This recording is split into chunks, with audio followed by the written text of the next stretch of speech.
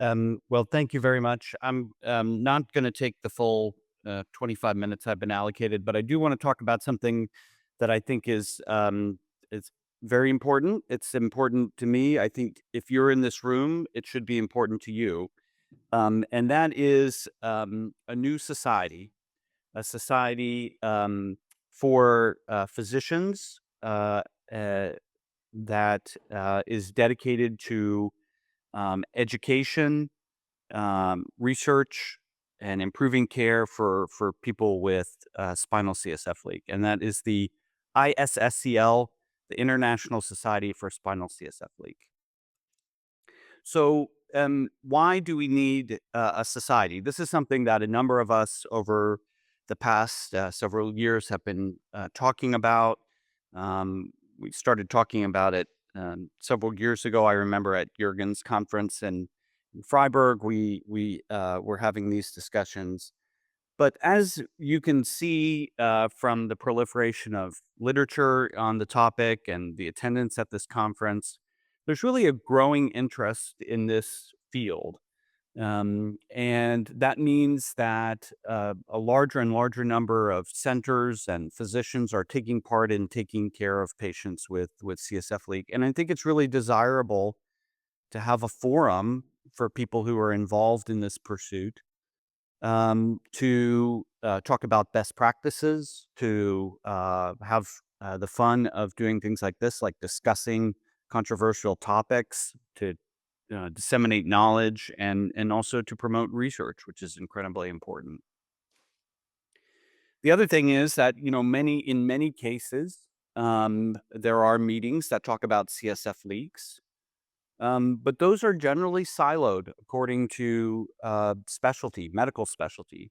So you have radiologists talking about radiology things at their meetings. You have surgeons who might or might not be talking about surgical things at their meetings. Neurologists certainly talking about this at headache meetings. But if you look around the room, the people who are here are a mix. Um, and the perspectives that each different specialty brings informs what the rest of us do. And so it's really critically important. We felt it was really critically important to make this a truly multidisciplinary endeavor for all different medical specialties. Now, there are a variety of really good patient advocacy organizations, and I am fortunate to be associated with a couple of them. And those have been very effective tools for what it is that they are set up to do, which is provide advocacy for patients, to provide information to patients, to provide a forum for patients to come and talk to each other. But they are for predominantly for patients. And even though physicians have an important role to play on those societies, with the number of people who are now interested in this topic, there's insufficient opportunities for physicians to be involved purely through those patient advocacy groups. So we wanted a forum for specifically for healthcare professionals to be able to talk about and deal with these issues in a way that is complementary to, that works hand in hand with the patient advocacy organizations, but has a parallel but slightly different mission. Um, to the extent that we can develop guidelines and best practices to guide people who are just starting out in this field, we need to be able to do that.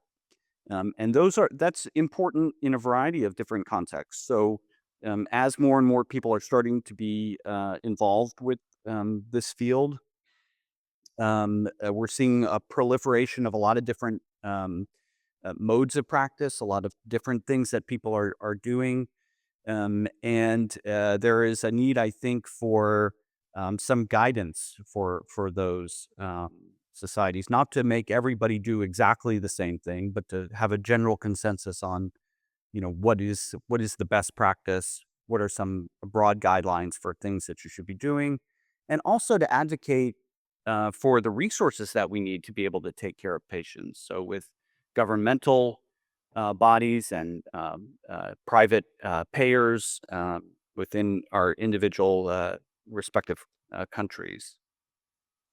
And that is a role that such a society could fulfill. And I think one of the things that I have really found to be the most gratifying part of the past several years is the opportunity to meet, um, become friends with, enjoy my time with, have fascinating discussions with the people in the room here, all of you. And it's a chance to collaborate. If you look at the number of papers that have been presented today, the number of those papers that have multi-institutional authors has gone up dramatically, certainly from the time that we started publishing, which is to all of our benefit. And for people who are just starting out in the field or starting out in research, they need the opportunity to find mentors who can help get them started. And so one of the critical roles, and I really can't put enough emphasis on this, one of the critical roles of this society is to become a forum for friends, a forum for people to help promote each other. Because the reality is that there are a lot of patients who suffer, and there are not enough physicians to take care of them. And so we cannot become so provincial that we focus on our own individual concerns and individual promotion. We have to promote the care of this field and promote the development of this field across many people who are now not involved or just beginning to get involved. And so I want to, before going any further, I want to pause just for a second and list the people here who have been instrumental in helping to get this society off the ground, so to speak. And even though we haven't really started yet, but there has to be a lot of work that goes in on the front end. And it's some cases interesting work, and in some cases it's not so interesting work. You have to register your corporation. You have to pay your taxes. You have to order checks. You have to write bylaws. You have to form committees. You have to attend meetings and things like that. And some of that work is very difficult.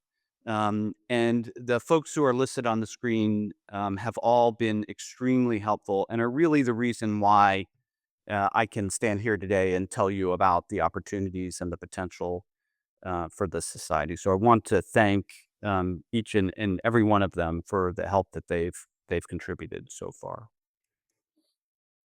So what are we? Well, the ISSCL is a 501c3 charitable organization, which if you're in the US, it means that it is a charity. And so contributions to the society are tax deductible. And we also have to follow certain rules, like having bylaws and things like that legally. It's incorporated in the state of North Carolina, but is intended to be international, um, which these days draws a little extra scrutiny in my country. But the goal is clearly to be an international um, uh, community. And the mission statement is to improve medical care for people with spinal CSF leak through education, coordination, and dissemination of medical research, promotion of best medical practices, and by supporting and conducting educational and scientific meetings.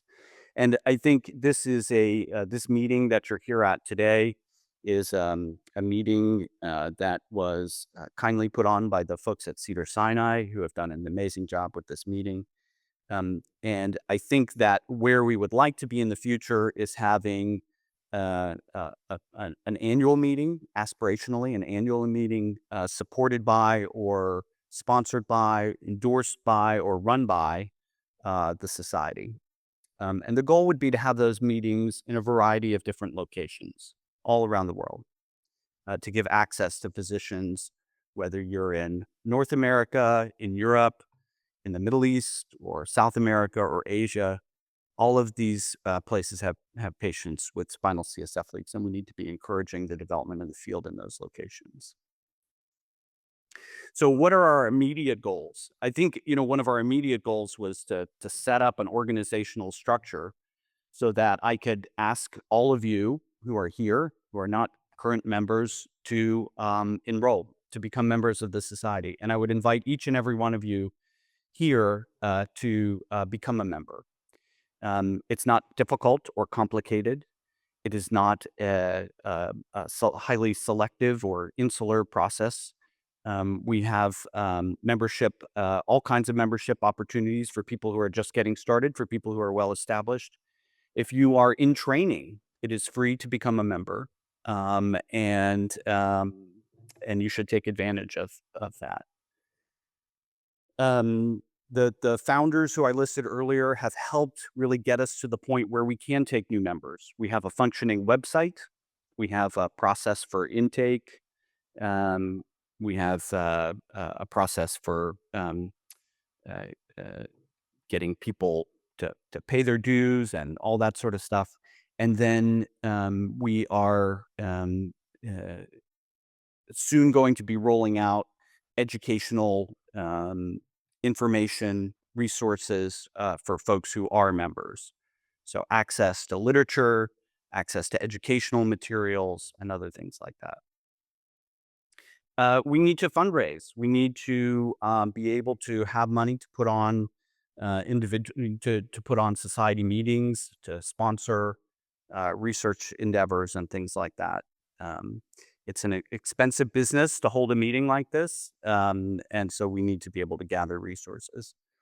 We want to create that educational program, including online and social media based campaigns to share research, to let people know what's going on, to make it easy for you, if you don't do this or think about this full time, to have access to a concise summary of what's new and what's best. And we want to be able to organize our own meetings, but also to promote the meetings of people within the society who are holding their own meetings. And this society is not intended to be the exclusive purveyor of information or the exclusive source of meetings, but we really want to be able to help you promote your meeting if you want to run a meeting. We also want to prevent us from tripping over each other and all having meetings at the same time. And so providing a forum for coordination, I think, is important. So, how can you join?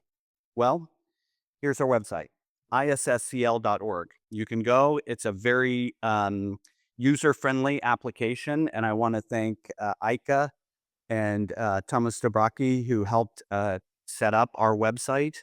And Ika came up with our little icicle icon here that has become the icon for our society. It's dripping a little fluid, it's like a spine with a little leak. It's very nice. You can become a member if you are a physician, an MD, a DO, MBBS, or whatever the equivalent is in your home country, or if you're an advanced practice provider, so a nurse practitioner or a PA, or the equivalent in your home country. Again, this is a society targeted at healthcare providers who are taking care of patients with SIH. Once you're involved, there are a variety of different ways that we could use your help. Getting new members. Connie DeLine and Deb Friedman have done an excellent job being in charge of our rules committee, drafting bylaws, but we still have to define a lot about the regular function of the society.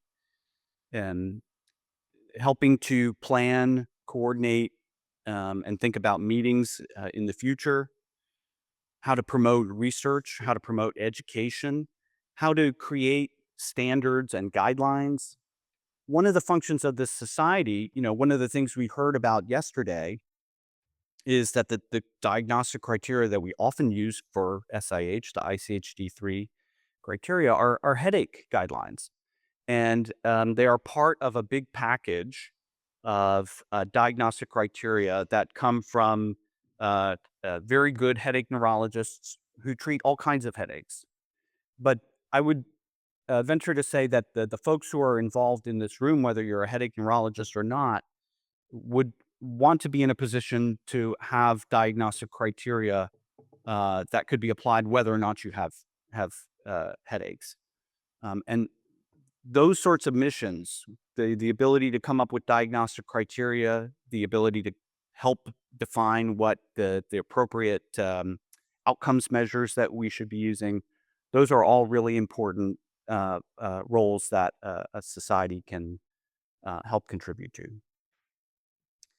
Website and social media. Ika and Tomas have done a lot, much more than I could have done on my own. So they get a lot of credit.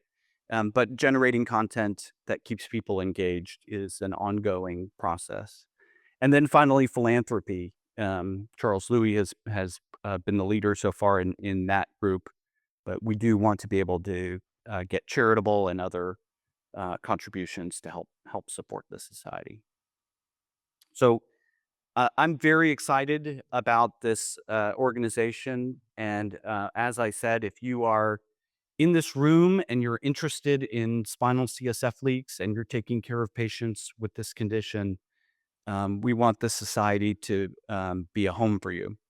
And I also want to thank Wouter, who serves as co-president, grand poobah of the society, um, who's been doing this longer than I think anyone else here, and has been a great partner for me in setting this up. So thank you very much.